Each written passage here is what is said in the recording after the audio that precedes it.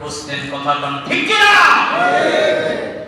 নবী সুলাইমান আলাইহিস সালাতু ওয়াস সালাম মির কাছে পাখিকে অভিযোগ করলেন, ও নবী সুলাইমান, আপনার কাছে একটা অভিযোগ। আমি প্রতিদিন বাসায় ডিম পেড়ে চলে যাই, আর পাশের বাড়ি গাছের পাশের বাড়ি যান, ওই ব্যক্তি এসে প্রতিদিন আমার ডিম খেয়ে যায়। আপনি এর বিরুদ্ধে ব্যবস্থা নেন কিনা? ব্যবস্থা ব্যবস্থা। নবী সুলাইমান আলাইহিস সালাতু ওয়াস সালাম পাখিকে ডাক দিয়ে বললেন, যাও তুমি যাও, আমি এখন থেকে ব্যবস্থা নিচ্ছি। এবার নবী সুলাইমান আলাইহিস সালাতু ওয়াস সালাম এবার এক জিনকে ডাক দিল, জিনকে ডেকে বললেন, নির্দেশ দিলেন, অমুক জায়গায় ওই গাছে পাখি ডিম পাড়ে, পাশের এক ব্যক্তি খেয়ে ফেলে।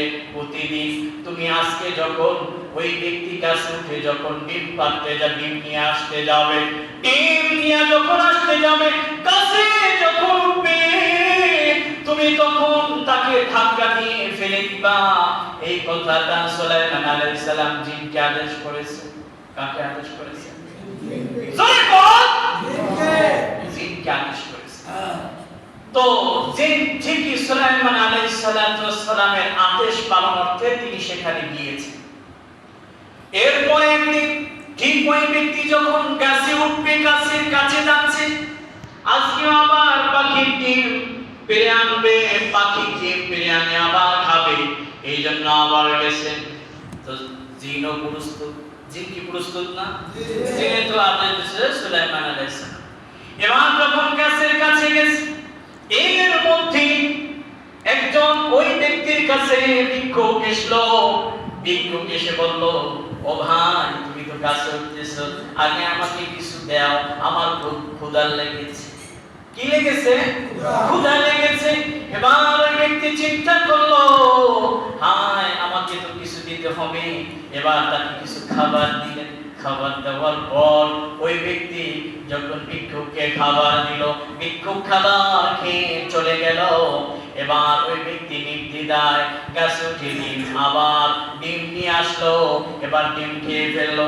জিন এবার ওই যে পাখির মালিক, সে খুব রাগান্বিত হয়ে গেল। নবী সুলাইমান আবার গেছে, আপনাকে বলছিলাম আপনি ব্যবস্থা নেওয়ার জন্য, আবার আজকে আমার বাসা থেকে ডিম খেয়ে গেছে। নবী সুলাইমান আলাইহিস সালাতু ওয়াস সালাম বলে, ব্যাপারটা কি, তাহলে ঘটলোটা কি? জিনের তো আদেশ দিয়েছে। এবার জিনকে ডাক দিয়েছে, যে জিনকে নির্দেশ দিয়েছে ওই জিনটি কি করছে? জোরে কোন না কথা কোন? জিনকে ডাক দিয়েছে। জিন আসছে, কেউ ব্যাপার কি? তোমাকে বলছিলাম না যে যখন ওই ব্যক্তি গাছে উঠতে ধাক্কা দিয়ে ফালাই দিবা?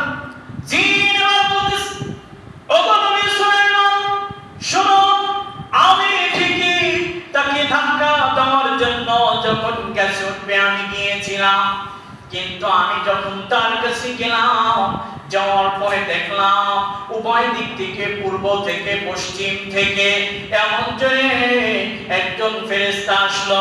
ফেরেশতা আমাকে ধাক্কা দিল, আমি অনেক দূরে সরে গেলাম। আল্লাহু আকবার। এবার সুলাইমান আরো চিন্তার জগতে চলে গেছে। কথা কোন ঠিক কিনা? যারা ঘুমাচ্ছে তারা বুঝবেনি?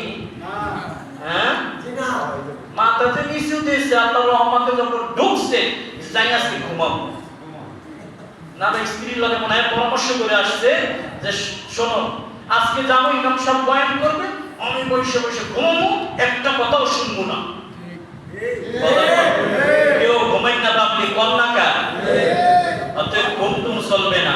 ঘুম চলবে না কিছু বার দিন, আধা ঘন্টা 40 মিনিট বয়ানে নারায়ে তাকবীর, আর নারায়ে তাকবীর।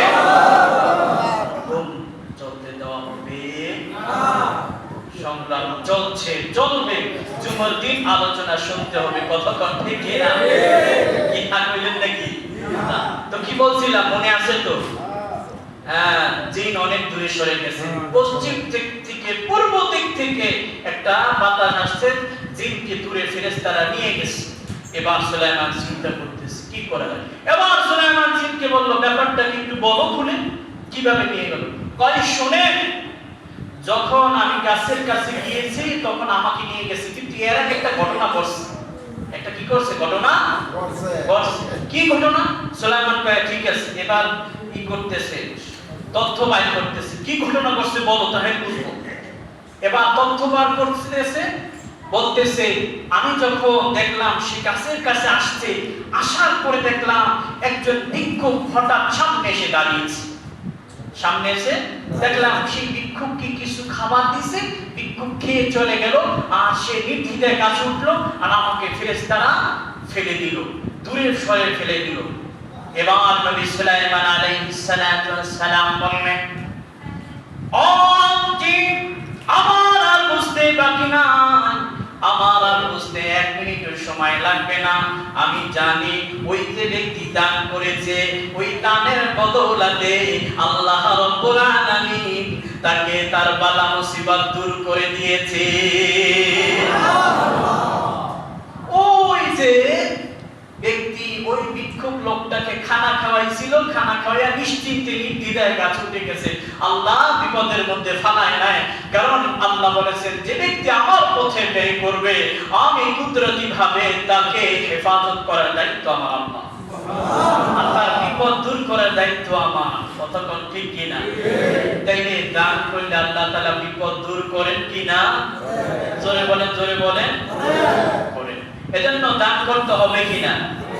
দান করবেন, দেখবেন বালা মুসিবত কোথা থেকে চলে গেছে আপনি টেরও পাবেন। সুবহানাল্লাহ। হযরত ওসমান রাদিয়াল্লাহু তাআলা সম্পর্কে বলি, যদি আরো সহজে বুঝবেন। হযরত ওসমান রাদিয়াল্লাহু তাআলা একদিন আল্লাহর নবী সাল্লাল্লাহু আলাইহি সাল্লামের কাছে এক সাহাবী আসলেন সহযোগিতা নেওয়ার জন্য। বিশ্বনবী রাহমাতুল লিল আলামিনকে বললেন, আমাকে কিছু সহযোগিতা করুন। বিশ্বনবী রাহমাতুল লিল আলামিন বললেন, আমি কোথা থেকে দান করব? আমার কাছে দান করার মতো তেমন কিছু নাই, তবে তুমি ওসমানের কাছে যাও। কার কাছে যাও? মজার কেন? কার কাছে যাও? ওসমানের কাছে যাও। এবার ওই ব্যক্তি ওসমানের বাড়ি তো চেনে না, প্রতিমধ্যে মানুষের কাছে জিজ্ঞেস করতে করতে হযরত ওসমান রাদিয়াল্লাহু তাআলা বাড়ির কাছে গেলেন। ওই সময় তো এমন ছিল না, ঘর বিল্ডিং চাকচিক্য ছিল না, পাতার ঘর, সোনের ঘর, কথা কোন ঠিক কিনা? এবার ওসমানের ঘরের পাশে গিয়ে দাঁড়ালেন। দাঁড়ানোর পরে ঘরের মধ্য থেকে পুরুষের আওয়াজ আসতেছে। পুরুষ তার স্ত্রীকে শাসাচ্ছে, স্ত্রীকে ধমক দিচ্ছে। স্ত্রীকে কি ধমক দিচ্ছে? কি বলে ধমক দিচ্ছে? বলতেছে, গতকাল তুমি কপি জানাইছিলা ব্যায়াম বলে আমাদের বরিশাইয়া ভাষায়, বুঝছেন কি? ও কপি বলে ওটাকে, হ্যাঁ? তো কপি গতকাল তুমি জানিয়েছিলা অনেক তেল খেয়েছে। কপি কেন জানিয়েছিলা গতকাল এত তেল কেন খেলো? এই জন্য স্ত্রীকে শাসাইতেছে, স্ত্রীকে ধমক দিতে আসে। এবং আল্লাহর নবী সাহাবী চিন্তা করলেন, সামান্য কুপির জন্য কুপির তেল খরচ হয়েছে, এর জন্য এত ধমকাইতেছে। সে নাকি আমাকে আবার দান করবে ঘোড়ার দিন। আমাকে সে কি দান করবে না? হ্যাঁ, ঘোড়ার দিন দান করবে। এই চিন্তা সাহাবীর মাথায় আসলো। আবার সাহাবীর মাথায় এই চিন্তা আসলো যে রাহমাতুল লিল আলামিনের কথা তো মিথ্যা হইতে পারে না, সারা দুনিয়ার মানুষের কথা মিথ্যা হইতে পারে, কিন্তু রাহমাতুল লিল আলামিনের কথা এক বিন্দু পরিমাণ মিথ্যা হওয়ার সম্ভাবনা আছে না? আপনারা জানেন আছে না? ওই সাহাবীর অন্তরের মধ্যে এইটা বসে গেল যে না, নবী তো মিথ্যা কথা বলতে পারেন না, যেহেতু ওসমানের কাছে পাঠাইছে তাই ডাক দিয়ে দিই। এবার ঘরের সামনে, দরজার সামনে গিয়ে, এইগুলো তো শুনছে ঘরের পাশে বসে, ঘরের দরজার সামনে গিয়ে সালাম দিলেন, আসসালামু আলাইকুম। ঘরের থেকে জবাব আসলো, আলাইকুম আসসালাম। এবার এক যুবক বাইরে এলো, যুবকের নাম হলো হযরত ওসমান। সুবহানাল্লাহ, সুবহানাল্লাহ। আসতে গেল না ধরে? এবার ওসমান রাদিয়াল্লাহু তাআলা বললেন, কেউ ভাই কি জন্য আসছে বলো? বলে, ভাইজান বিশ্বনবী রাহমাতুল লিল আলামিন আপনার কাছে পাঠাইছে কিছু সহযোগিতার প্রয়োজন আমাকে। ওসমান বলে, ঠিক আছে দাঁড়াও, আমি ঘর থেকে আসতেছি। ঘর থেকে আসতেছি, ঘর থেকে আসতেছি। এবং ঘরের মধ্যে গিয়ে একটা পোটলা ছিলেন তো ব্যাগ, কি ব্যাগ, এই একটা ব্যাগের মধ্যে প্রায় 3000 দিনার, 3000 দিরহাম নয় দিনার এনে ওই ব্যক্তির হাতের মুঠোর মধ্যে দিলেন। ওই ব্যক্তি বললেন কি অবস্থা এত, বলতেছে ওসমান রাদিয়াল্লাহু তাআলা একবার তাকে জিজ্ঞেস করেন না কি সদকার জন্য নেওয়ার জন্য আসছো না যাকাত না ঋণ নেওয়ার জন্য আসছো না কর্জা হাসানা চাও বা টাকা কবে দিবা, কি সমস্যা, কি জন্য আসছো, কোনো কিছু ওসমান জিজ্ঞেস করে না। ওই ব্যক্তি খুব আশ্চর্য হয়ে গেল, ব্যাপারটা কি, যে ব্যক্তি কুপিত্যারের জন্য স্ত্রীকে শাসাইলো, স্ত্রীকে ধমক দিল, আর সে বর্তমান এই যে 3000 দিনারের দাম প্রায় 3 কোটি টাকা। বর্তমান বাজারে কত কোটি টাকা? 3 কোটি টাকা। দুই ব্যক্তি আশ্চর্য হয়ে গেল, এত আমাকে বড় এত দিনার দিল। বলল ঠিক আছে আপনার কাছে একটা প্রশ্ন। কি প্রশ্ন?